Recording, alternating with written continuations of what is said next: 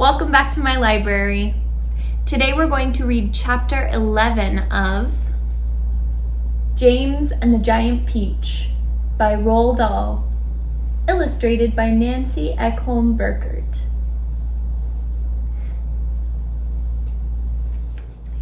Chapter 11. James's large, frightened eyes traveled slowly around the room. The creatures, some sitting on chairs, others reclining on a sofa, were all watching him intently. Creatures? Or were they insects? An insect is usually something rather small, is it not? A grasshopper, for example, is an insect. So what would you call it if you saw a grasshopper as large as a dog? As large as a large dog? You could hardly call that an insect, could you? There was an old green grasshopper as large as a large dog sitting on a stool directly across the room from James now. And next to the old green grasshopper, there was an enormous spider. And next to the spider, there was a giant ladybug with 9 black spots on her scarlet shell. Each of these 3 was squatting upon a magnificent chair. On a sofa nearby, reclining comfortably in a curled-up position, there was a centipede and an earthworm. On the floor, over in the far corner, there was something thick and white that looked as though it might be a silkworm, but it was sleeping soundly, and nobody was paying any attention to it. Every one of these creatures was at least as big as James himself, and in the strange greenish light that shone down from somewhere in the ceiling, they were absolutely terrifying to behold. "I'm hungry," the spider announced suddenly, staring hard at James. "I'm famished," the old green grasshopper said. "So am I," the ladybug cried. The centipede sat up a little straighter on the sofa. "Everyone's famished," he said. "We need food." 4 pairs of round, black, glassy eyes were all fixed upon James.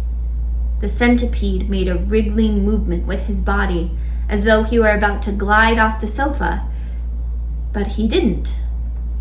There was a long pause and a long silence.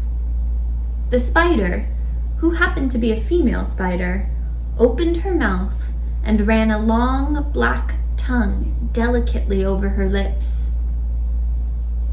"Aren't you hungry?" she asked suddenly, leaning forward and addressing herself to James. Poor James was backed up against the far wall, shivering with fright and much too terrified to answer.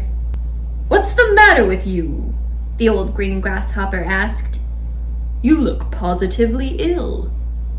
"He looks as though he's going to faint any second," the centipede said. "Oh my goodness, you poor thing," the ladybug cried.